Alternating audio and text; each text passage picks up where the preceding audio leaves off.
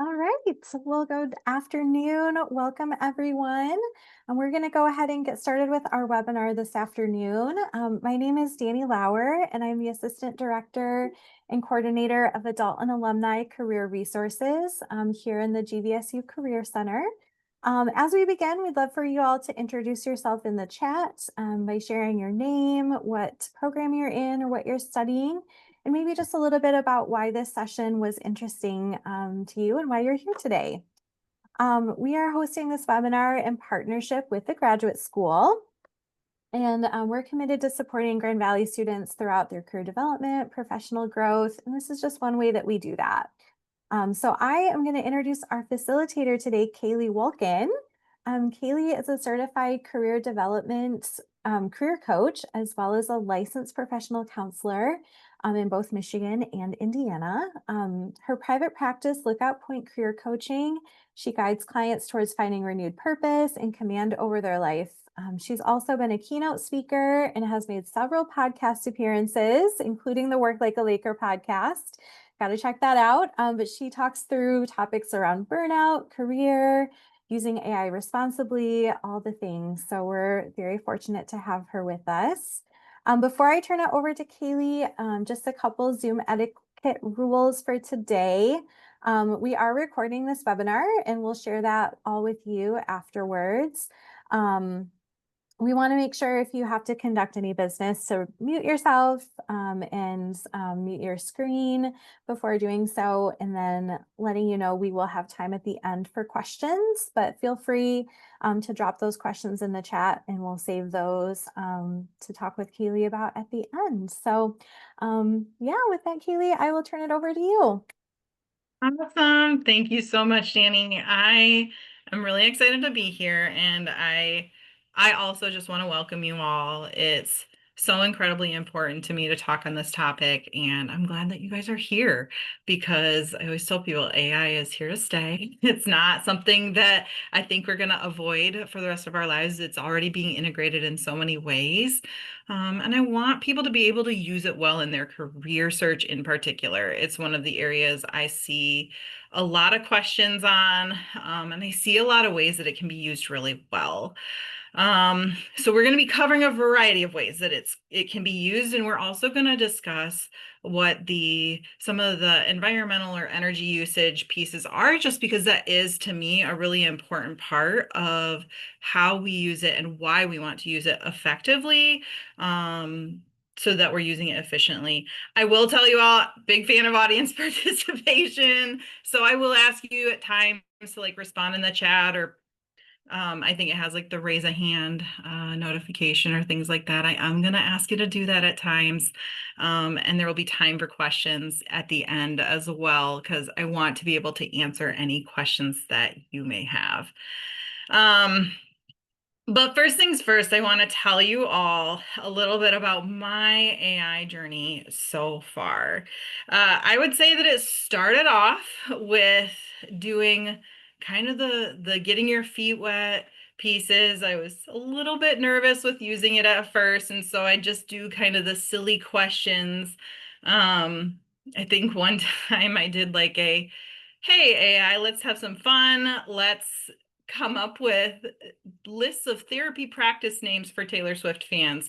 The fact that it didn't come up with "you need to calm down therapy" made me judge it a little bit. But the thing that I found with it is I was just playing with it. I was having fun, kind of experimenting and learning. And then I started to learn that there's more you can do with it. You can make charts and graphs and pictures and all of these things. And I started to go, oh, hey, there's probably a little bit more ways that I could be using this. I started to learn about how AI could be used with resume writing or cover letter writing or things like that. And it started to become even more interesting to me, especially in terms of learning about the importance of the prompts, the instructions that we give it. It was probably a year ago or so where I saw a reel or a TikTok or whatever it was that people started saying, hey, do this with AI. Say, I'm going to ask you to do something, but first ask me 20 questions. And that's where I started to see, oh, hey, the more information that we give it, the better the outcome of it can be. But what I started to find is that a few things came with that. First, I actually started to notice that my creativity tanked. I love coming up with ideas. I love creating things for myself, especially in Word format. And when I was relying heavily on AI for the output, I stopped having those creative ideas for myself. Um, I also noticed that I was getting really unhappy with the results. They felt like they were just the same results over and over again. And because of that, I started doing more work than when pre-AI usage. I started having to fix the problems that I found the in the results that it gave me. And then I went to the Michigan Career Development Conference where a colleague of mine was doing a live AI demonstration of how to use it in career. And when I went through the demonstration, I was like, okay, cool. I'm gonna see maybe she has some other tips and tricks because I feel like I'm missing something here. And when she did the demonstration, she did it all live. So all errors existed in the moment. I'm going to show you almost like a different version of what she did with the live presentation, but I did not do it live because I saw what happens. But she basically had people kind of throw out, I'm going to put my resume on as a career counselor, give me a new job that I'm going to apply to. And somebody like shouted out plumber. So then it was, okay, AI, you're going to take my job and you're going to transfer, you're going to shift it so that it fits a plumbing job. And what we found is that it would just make stuff up. And stories that you read about with AI, you can see that over and over again, that it just makes stuff up sometimes. And that was where I said, okay, I got to do a little bit more research. I can't just put stuff out there and trust that it's going to be what's necessary or what's good or what's accurate. I need to actually do research here. So I started to do research on the tools, the impacts that AI has on individuals, on the environment, on economics, all of that. I started to just deep dive into all of the information. But that's what brings us to today. That's what brings us to my hope for you all today, because I believe that as we use these tools, we need to use them well. And if we can learn how to apply the knowledge and resources effectively, it's going to help us both. It's going to help with those pitfalls, help with those things that I ran up against in the first place. And it's going to help us use it as the tool that it's meant to be used for. And absolutely, I welcome if any of this is helpful for you. I want you to share it because the more people that know how to use it well, the better it's going to be. So we got to start with a definition. We got to start with somewhere on how we look at what is AI, what does it do? And it's simply the technology or machine that's designed to perform tasks normally associated with human intelligence, such as learning, reasoning, problem solving, creating, and more. So asking a machine to do what humans do. So, first question to the audience. If you want to do like an emoji, a hand raising, whatever it is, how many of you have tried to either use AI, job searching in class, just in general, maybe some of that dabbling that I talked about? Just a quick show of hands in some way so that I get a feel for how many people. Got a couple, got most of y'all. Yeah. Yeah. And I think nowadays we'll even see it. We will see it in our just in any encounter we go to. I think I went to Google. Well, I go to Google on a regular basis, but at the top of it, it pretty much always has the AI summary ahead of the Google search results now. And our emails offer that too. And so I think there's a lot of that we just need to know. It's there and we're going to be interacting with it. These are just a few ways that I found that AI is currently used. Um, there are more, You don't have to read all of them, but these are many of the ways that it's already being used. A couple of them that were really interesting to me was I think that there was AI is being used in like crop prediction for agriculture and things like that. And of course, it's being used a lot in the world of career development because there's a lot of applicability to it. I think that a lot of us use it for the purposes of saving time and mental energy. We think, oh, if I just plug this in, I won't have to spend hours writing a resume. I'll just be able to have it create one for me. And so, and that is true if you know how to use it well. But if we're using it wrong, if we don't know how to use it well, we tend to spend even more time and energy on it. We tend to have to go back and fix the mistakes or better better like edit or tweak the results that it gives us.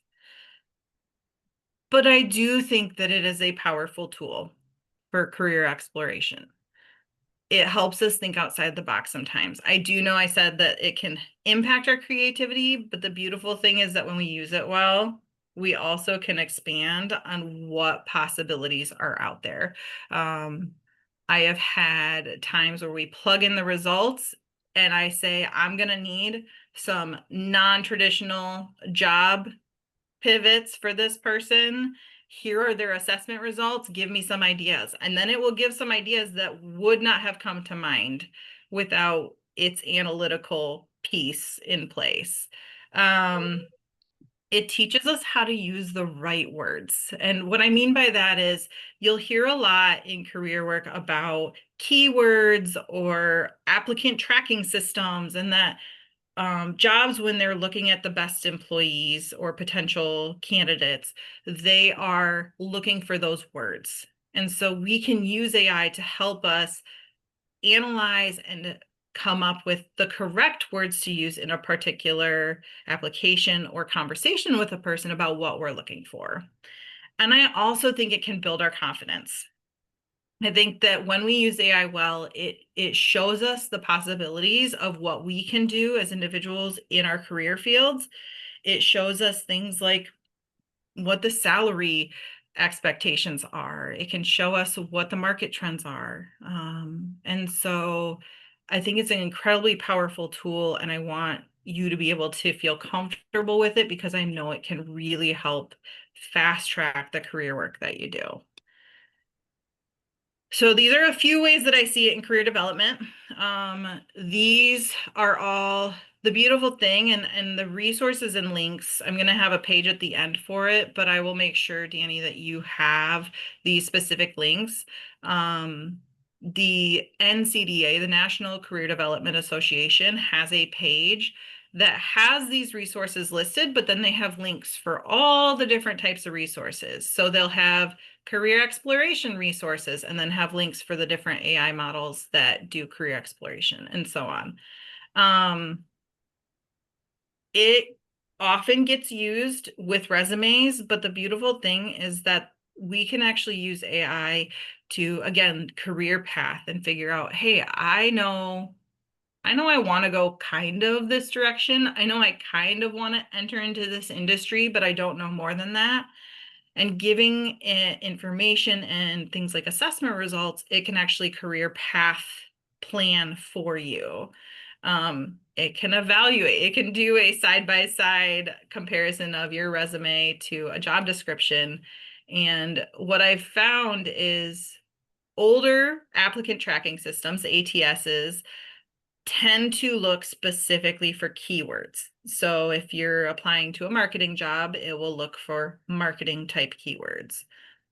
AI, when it's integrated into applicant tracking systems, will look for words within the industry and say, okay, they don't exactly have marketing, but they have something very similar. So I can deduce that this is also a marketing skill. And so it can be really good to use it now because employers are already using it. They're already filtering through applicants, resumes, cover letters, all of that with AI systems in place. And most people don't know this, but there are actually AI programs that will do mock interviews with you. You can either get yourself, or you can record yourself answering a question, and it will evaluate how you respond. It'll do things like track how many times you say the word or how you answer it. It'll pick up on the words you use, or you can type in answers to the questions, and it will also evaluate those and provide recommendations. Few more ways it can be used. Networking, which I would love to give you a different word. I will die on the networking hill. We can call it building connections. We can call it expanding your resources of people. I will give you, Gloria, I will give you that resource at the end. It's on that website of the NCDA's website. I will make sure you have that link.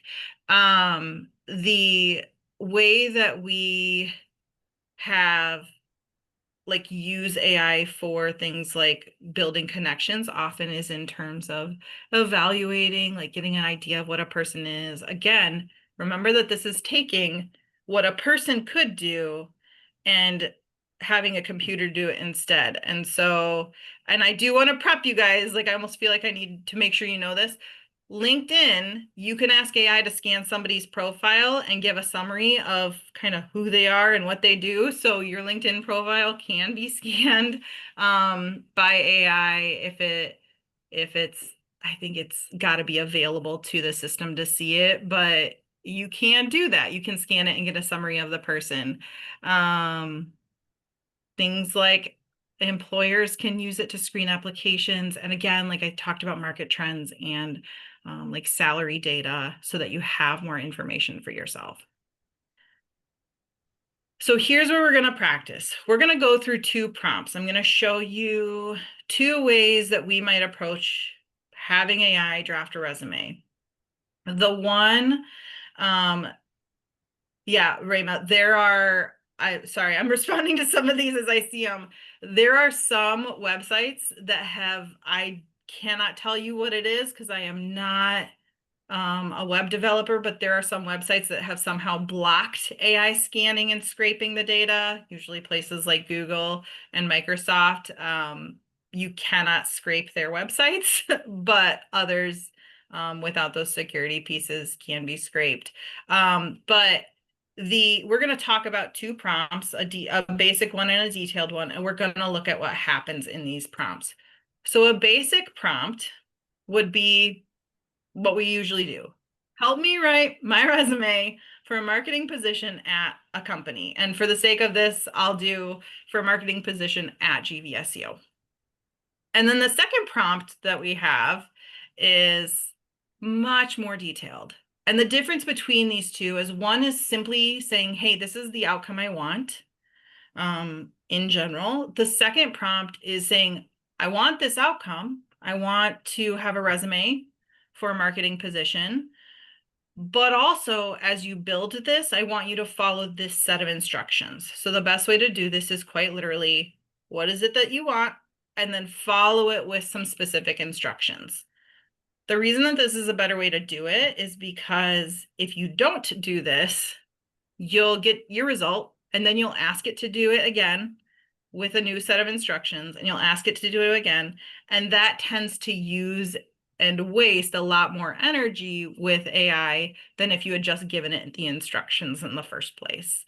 And so we're gonna go through what these results are. Now I want to show you guys where I got the example. It's kind of a little plug to a website called TealHQ, but Teal is a phenomenal resource for anybody who wants more information on building resumes and all of that fun stuff. It may even be with the Career Center's website too. I recommend it to everybody, but they have in their resources, they have over 2,000 resume examples.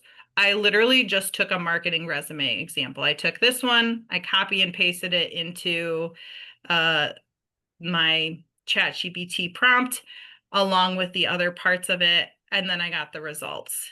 And so what we're going to do is we're going to look at the first result. We're going to look at the second result, and I'm going to kind of tab between these two. But you can see once it pops up, there we go. you can see from the first result that it still looks like a decent resume. I am not gonna poo-poo this resume too much because it really does give you good data. It bolds some of the numbers.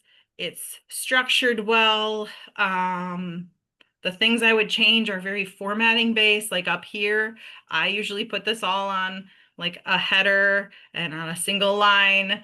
But that's all more personal preference. But you can see that it gives a decent resume. Now it goes into a third page, and just as a side note, I don't recommend more than 2 pages. You can have a resume be 2 pages. It's not going to be a problem, especially if you have a lot of work experience. But I don't love that it's 3 pages. So formatting can change some of that. This is the one that's with the basic prompt. And you can see that you're going to usually be pretty satisfied with the basic prompt. But then let's go over to the detailed prompt, and you'll see that it adds a little bit more to it. The detailed prompt still has some of the same information. It formatted it a little bit differently. I did open 2 separate chat windows for this just so that each one would have no extra information.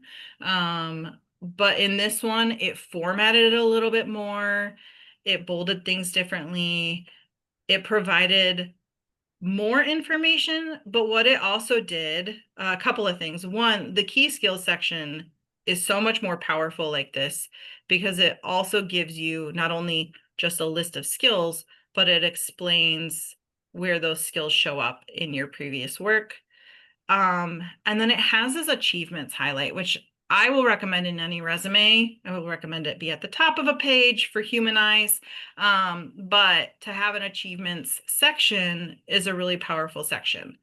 I also added that it highlights what it did. What did it do to modify this so that you can specifically see the changes that it made? So now, given that you've seen this one and this one, maybe it's an obvious question, but which of the 2 resumes would you rather put forward in a job application? You guys can answer in the chat.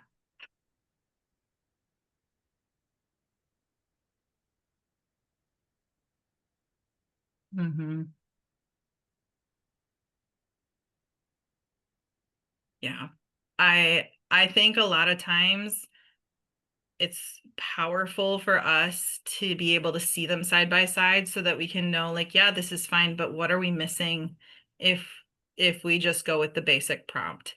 And so I always encourage people, when you're doing a prompt, be really detailed, because I might be able to get to that second one with instructions.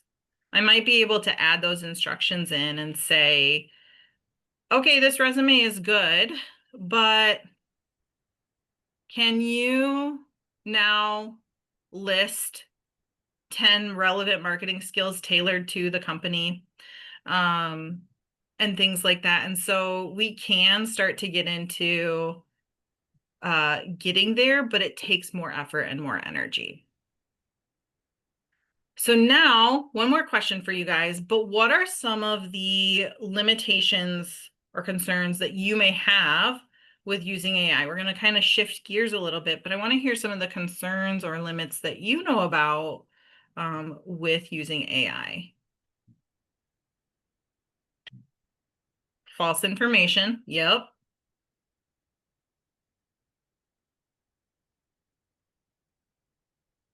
What else? Energy usage, authentic voice. Yep. Yeah, these are so good, guys.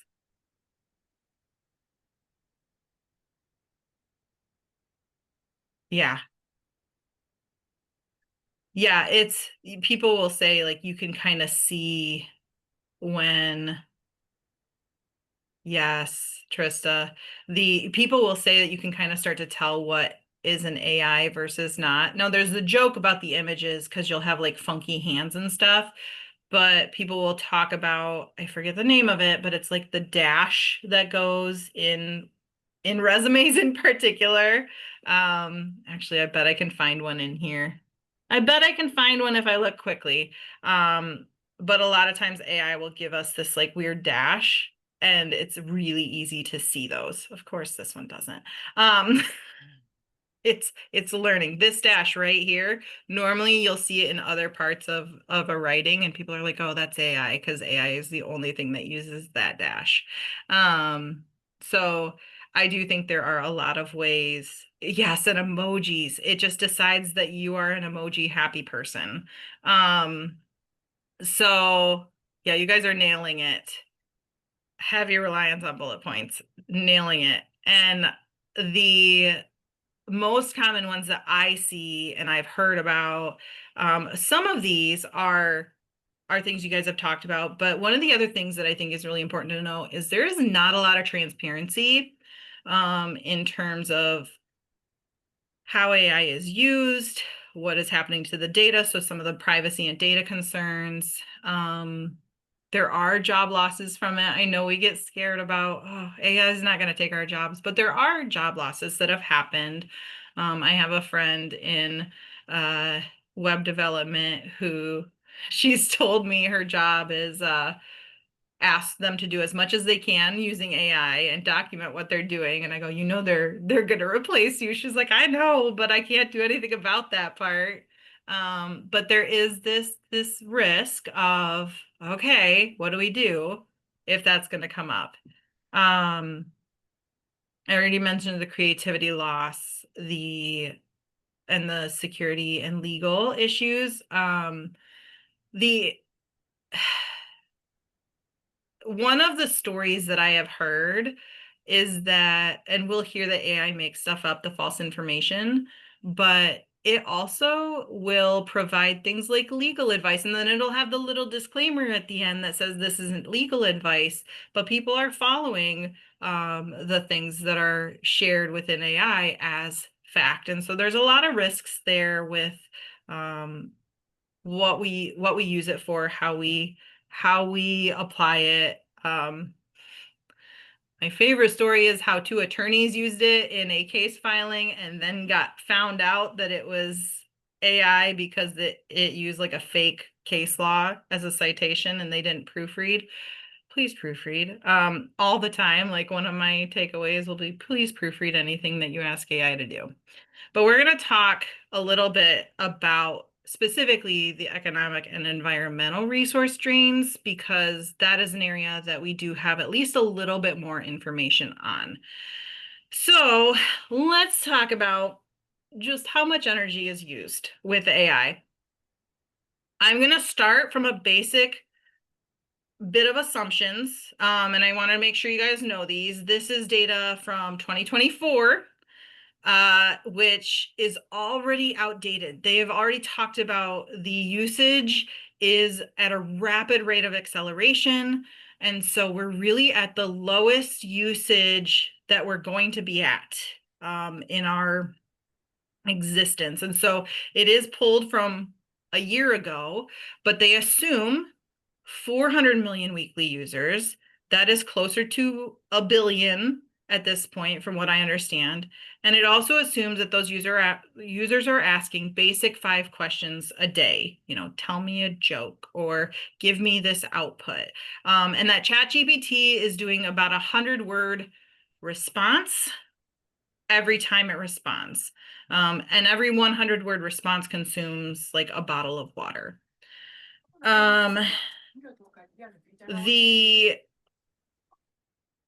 This is what a 100-word response looks like. So when I built this, I was like, I need a visual for 100 words because I can't see it. So the welcome page, when I first started, this is 100 words exactly because I need to see it. I'm a visual person. Yeah, I'll get to that. Rima, I have something for you on that. So when we think about what does a 100-word response look like, this can be a visual aid for you. So here's some fun or not so fun facts about the usage with those assumptions in mind.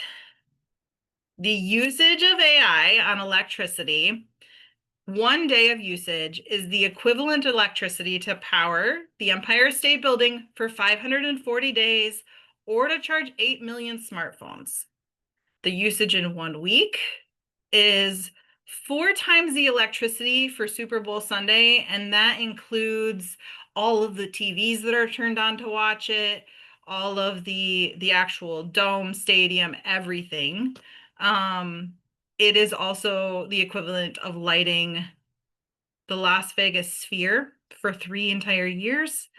1 month of usage is all of Times Square being billboards being lit up for 20 years or charging 332,000 electric cars. And 1 year of usage is more consumption than 117 of the lowest energy consumption countries, or more than powering every house in the state of Iowa. So you can start to see like the usage is high and it's only increasing. So we need to be aware of this, and we're going to talk about, okay, but what do I do about that? We'll talk about it. But I want to make sure people are aware of the usage because these numbers sound astronomically high. AI also uses water for cooling all of the data centers. The water is filtered through to help cool them. And I already talked about 100-word response will use a bottle of water, but a day of usage at those numbers fills enough baths for the population of San Jose, or you can flush all of the toilets in Taiwan.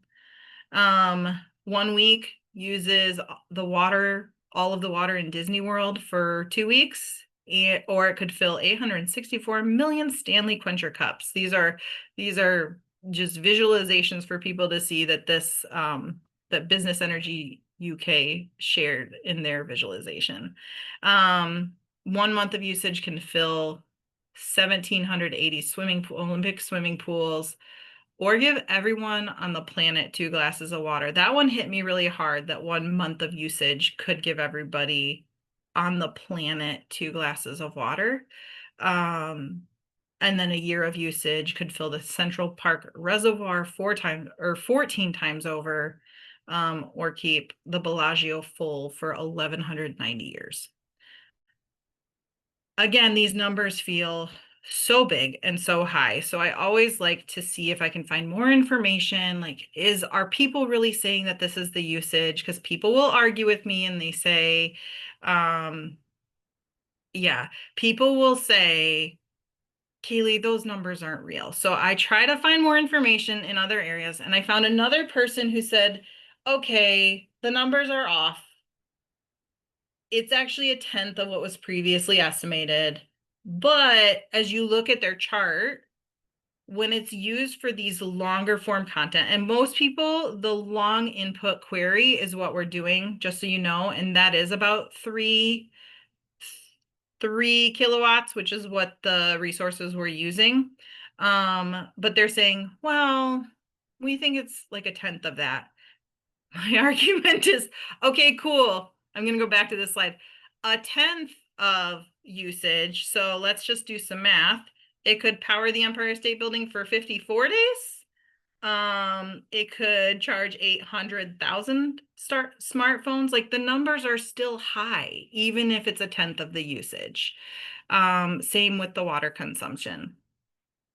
And then I wanted to make sure, like I said, things keep moving and changing. So I wanted to see, is there more information? And MIT's Technology Review, so their paper and articles that they put out, they did their own research and they found a couple of things. One, they found that it's hard to find the information because a lot of these places are not sharing with us how much energy is used. They're having to make estimates on the ones that are open source data, like they're giving you the information of the energy used. But a lot of these places like ChatGPT or Microsoft or Google aren't actually sharing the information because they say it's proprietary, and they tend to have the bigger data centers. So they're using more than the estimates that we're getting in theory. But they did an estimate to give you another way to look at it. They said, if you imagine you're doing a fundraiser and you do 15 basic prompts 10 image generations, which actually have the lowest energy consumption of them all, and do 3 attempts at a 5-second video, it would be like running your microwave for 3.5 hours, which I think they show like a cute little graphic of a microwave literally melting. And I know somebody said it earlier, but there was somebody actually posted over on X or Twitter or whatever you call it. Somebody posted, like, I wonder how much money is being spent just by people being polite to the machines. And Sam Altman, who really created OpenAI, said, oh, millions, tens of millions. And his argument was, well, if the machines start becoming sentient, we want to be nice to them. And they find that research shows people are scared of, well, if that happens, I want to make sure I'm being nice to it. But we are spending tens of millions of dollars and energy just for those extra words that it's processing. So here's a takeaway, guys. It does not matter who you talk to, where you get the information from. They all talk about the importance is using intentional prompts. If you're gonna ask AI to do something, be very clear and intentional so that you only have to ask it once. I also, and this is a personal preference, I will tell AI not to be polite to me. Like I will just say, just give me the answer. I don't need your acknowledgement and conclusion. Because those are just extra words that it's throwing in because it's been taught to do that. And so you can ask it to provide things in a shortened format, or give it as much details as possible so that you don't have to ask it twice. Or you can recycle results. So as we talked about the resume as the main example, if you are applying to multiple jobs like that, what I would encourage you to do is you look at the resume that it created, and if you can make the tweaks yourself, it can be incredibly helpful to just do that. Again, we're trying to give you your creativity back, and we're trying to give you room to use the resources that you have without having it make a brand new resume that's going to mostly look the same. The other thing you can do is make a master resume where you create something that you have extra information on and you just delete the stuff you don't want to use every time you apply to a job. Maybe you have a description of skills and the same skill is listed in 3 different ways, and then you just edit it. TLHQ actually will let you like click through and save and remove different things. That's why I love that particular app so much.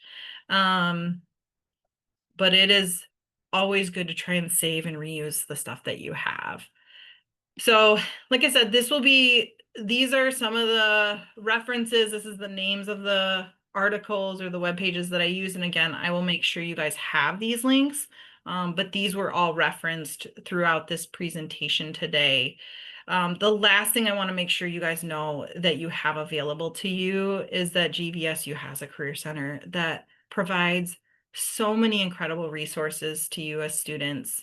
You can go there for advising, career planning. They can help you with things like cover letters, resumes, LinkedIn support, all of those pieces, and even the networking, interviewing, prep, all that. And the networking is a scary one. So I always recommend if it's just the, I don't know how to talk to people about this, like go there for that because it's a resource that's available to you. It is included in, they're built into your student resources. And so like I probably wish that I had done that as a grad student. And so that's why I'm like, guys, please do this. But it is an incredibly valuable resource for you guys to have as students. So I encourage you to seek it out if you have more questions or want more support in this area. All right. It is time for questions. So if I haven't answered your questions along the way, please feel free to chime in. Like I said, resources, links, all that will be available afterwards. But does anybody have any questions that I can answer? Anyone who wants to ask a question can feel free to unmute or put your question in the chat, and I'm happy to read any of the ones that come through there as well. And I can kind of scan the chat and see if I missed anything.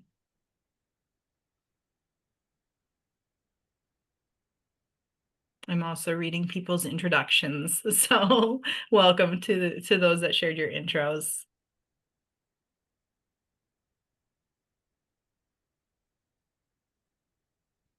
So one that just came through the chat. So besides ChatGPT, what do you think the best AI tool that can help with resumes and job searching, Keely? Yeah, so it's actually better to use an AI tool that is specifically designed for something than to use ChatGPT. So, again, the NCDA website that has hey, these are resources for resume writing, use this one, is a really good place to get all of them. Again, I do really like Teal HQ, and Teal does have AI in it that you can use or not. I always joke everything gives you something for free and then they get you with the extras. But they do allow you to use AI a little bit and try some things out, such as create some bullet points for a for a like a my goodness, professional experience, like what you list under your own job description. That is one I will always recommend. They have a lot of those tools, but the NCDA website is the one that will give you all of the different places. Um, I think interviewing even there's a couple. I know Google actually has its own AI like interviewing tool. Uh, all of the names on the spot are not coming to me, but that's the resource I'm gonna send people to every time because they're constantly updating it too. Awesome. Yeah. And I through the GVSU has one called Big Interview or Big Resume. Yes. Mm-hmm. We have a subscription to both, and as graduate students, you do have access to that. The resume AI will scan your resume and show you like areas for improvement, things that you can update. And we go in, like Yeah. our career advisors go in and train it. So it is, Mm-hmm. based off of our career advisors' expertise, the real people here in our office who do this work all the time. So, we definitely want to use that to your advantage as well. And then Perplexity to look for contacts while looking for an internship provided great results. Yeah. So I have not heard of Perplexity, but Raymond, thank you for I sharing. haven't, yeah, I haven't either, but I love that there are so many resources out there because it really helps people know there are specific tools for each thing. I think somebody said earlier, they're looking at how AI is used in the healthcare field. And that is absolutely an area as a therapist also, I always see things like how is it being used to assess a person's needs or document things? So it absolutely is being used in actual careers as well as in job searching and things like that. Mhm. The one that I use most often, I don't actually use ChatGPT. I use one called copy.ai. That's because I do a lot of copywriting. And so I find that it's the most useful tool for me. It has things like workflows. It's a really easy to use tool for me personally. Um, you can do a certain number of words per month. And then if you want more than that, you can pay the premium fee or whatever. Um, that's the one I use the most often, and I really like it because I've trained it to use things like a brand voice. If I want it to sound like me, I can say use this particular brand voice or things like that. Um, Great resource. And yeah. Other questions?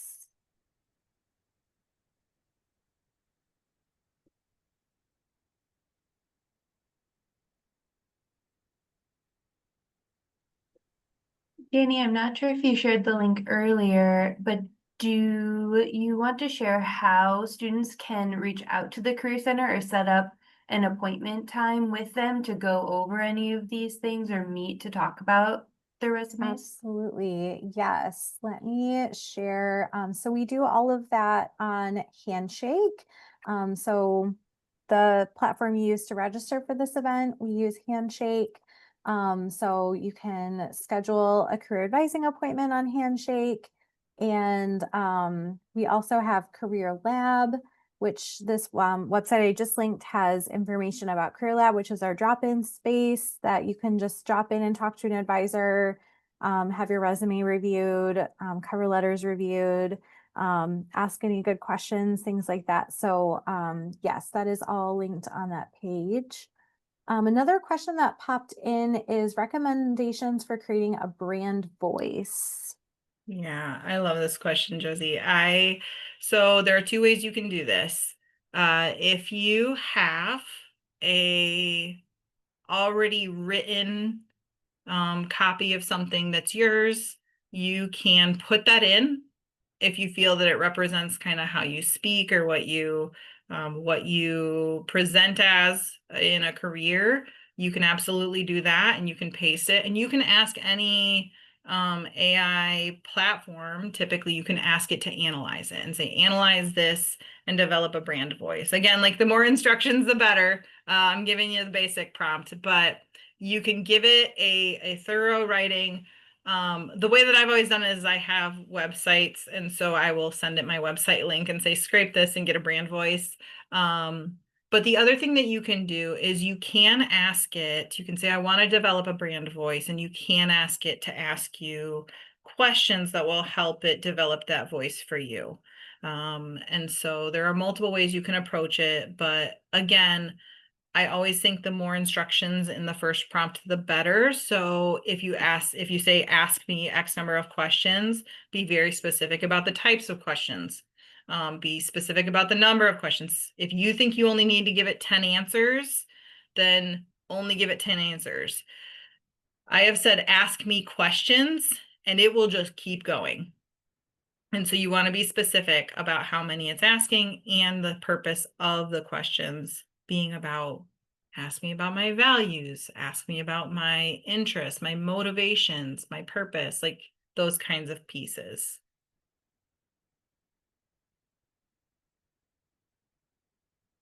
Any other questions?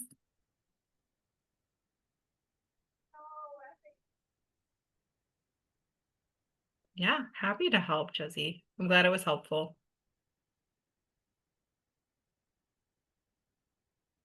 Awesome. Well, thank you so much, Kaylee. This was Yeah. really great. I learned so much.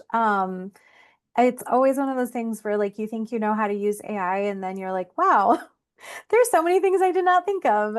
So I'm really grateful for you sharing with us today.